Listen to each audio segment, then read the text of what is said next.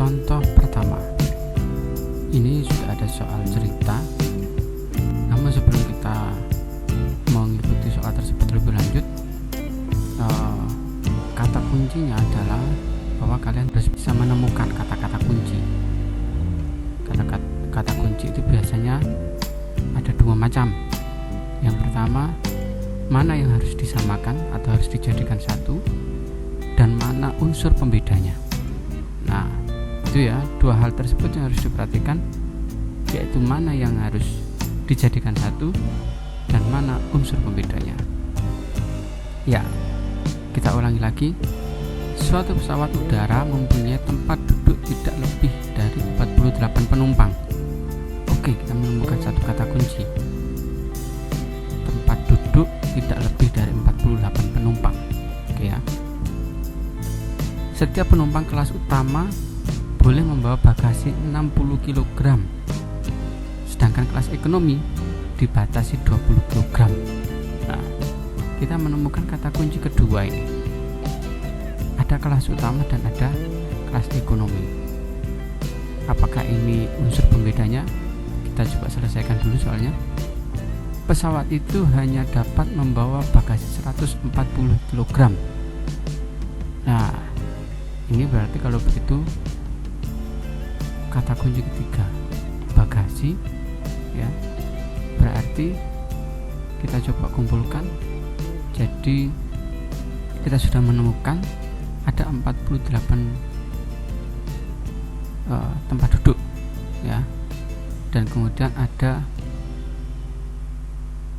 bagasi, ya.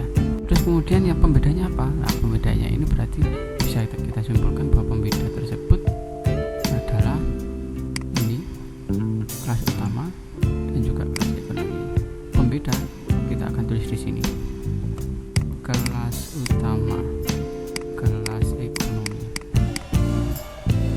Kelas utama tadi, terus kemudian di sini nanti unsur yang sama, ya. Unsur yang sama, yaitu tadi bagasi, ya. Di sini tadi membawa bagasi 60 kg. Yang satunya lagi bagasinya dibatasi 20 kg. Jumlah bagasi secara keseluruhan ada 140 kg. Nah, ini berarti sudah mendapatkan unsur yang harus disatukan. Nah, berarti di sini kolomnya bagasi. Coba. Ini bagasi. Bagasi. Kelas utamanya berapa jatahnya bagasi? Ada 60 kg. Yang kelas ekonomi dapat jatah 20 kg. Jumlah keseluruhan bagasi berapa? Jumlah keseluruhan bagasinya adalah 140 kg. Ya. Lalu apa isinya yang satu ini? Nah, ini ternyata juga menjadi kata kunci penting. Satu pesawat udara mempunyai tempat duduk tidak lebih dari 48 penumpang. Nah, jadi 48 itu terdiri dari kelas utama dan kelas ekonomi ini, ya.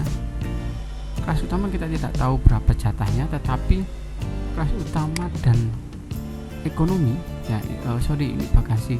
Kelas utama itu kita sebut dengan X, misalkan kelas ekonomi kita sebut dengan Y. Berarti di sini kita dapat 60X 20Y, di sini 1440, ya. Nah, berikutnya jatah penumpangnya atau tempat duduknya, yaitu X di sini nggak tahu kita berapa. Terus ekonomi juga nggak tahu kita berapa. Tetapi jumlah total keseluruhannya itu adalah hanya 48. Berarti pesawat kecil, ya. Nah, sehingga ini sudah bisa menjadi sebuah pertidaksamaan.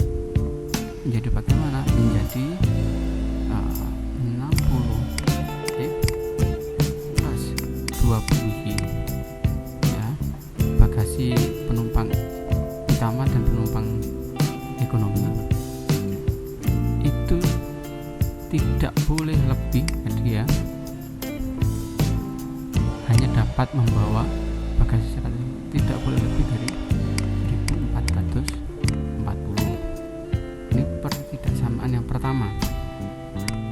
Ketidaksamaan yang kedua ini berarti di sini X dan Y tempat duduk di kelas utama dan kelas ekonomi itu tidak boleh lebih dari 48, atau di sini bahasanya adalah mempunyai tempat duduk tidak lebih dari 48.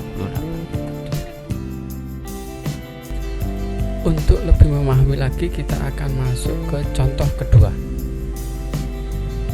Ingat tadi ya, kita harus bisa menemukan kata kuncinya, yaitu mana unsur yang harus dijadikan satu dan mana unsur pembedanya. Baik, kita akan mulai. Luas daerah parkir 360. Oke, kita sudah dapat kata kunci satu ya, luas daerah parkir. Luas rata-rata untuk parkir sebuah mobil. Nah, ini ada luas ketemu luas ya.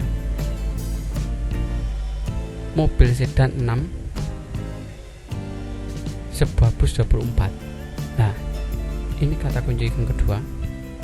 Ini ada mobil sedan dan bus. Daerah parkir tidak dapat memuat lebih dari 30 kendaraan. Ya, sudah sampai di situ dulu ya. Nah, kalau begitu kita akan coba urai satu-satu.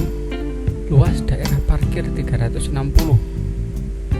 ya, meter ini ya. Luas rata-rata untuk parkir sebuah mobil sedan 6 meter, bis 24 meter ya. Nah, ini berarti langsung kita bisa jadikan satu antara ini 6 ini dan ini. Berarti pembedanya sekaligus ketemu ya. Di sini sedan, mobil sedan,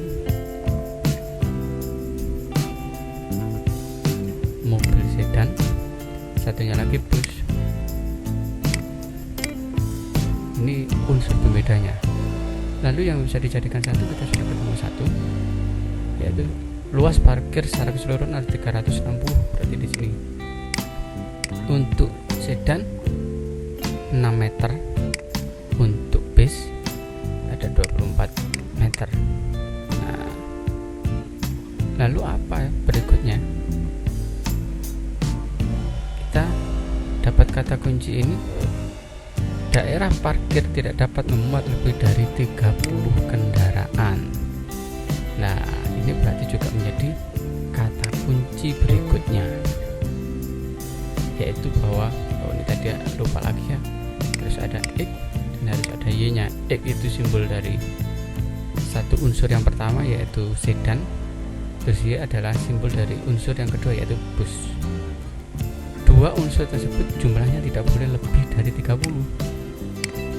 Nah, yaitu gabungan antara sedan dan juga bus, sehingga ketidaksamanya kita akan dapatkan 6X plus 24Y tidak boleh lebih dari 360 ya. Lalu berikutnya X plus Y hanya bisa menampung 30 kendaraan, berapapun jumlahnya sedan dan bis, pokoknya dia tidak boleh lebih dari 30 ya. Nah, tetapi ini ada bedanya ini dengan contoh yang pertama tadi, masih ada terusannya, masih ada kelanjutannya.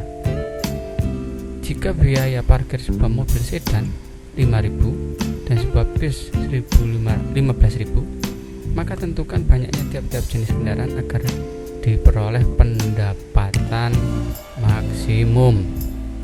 Ya, ini mulai dari kalimat yang ini sampai ke sana itu tadi ya. Itu di contoh pertama tadi belum ada. Inilah nanti bekal untuk mencari nilai optimum ya. Biaya parkir sedan itu 5.000, berarti kita tulis dengan 5.000 X ya, ditambah base-nya 15.000 Y. Nah,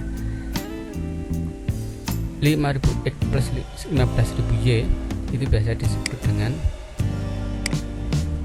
fungsi objektif atau simbolnya Z ya. Fungsi objektif, fungsi sasaran bisa, fungsi tujuan juga bisa. Ini biasanya ya di model matematika yang paling ujung nanti adalah harus mencari nilai ini ya. Ini nanti bisa digunakan untuk mencari keuntungan maksimumnya berapa atau pendapatan minimumnya berapa. Ini kalau sampai pada bab akhir nilai optimum, cari nilai optimum, ini sangat diperlukan.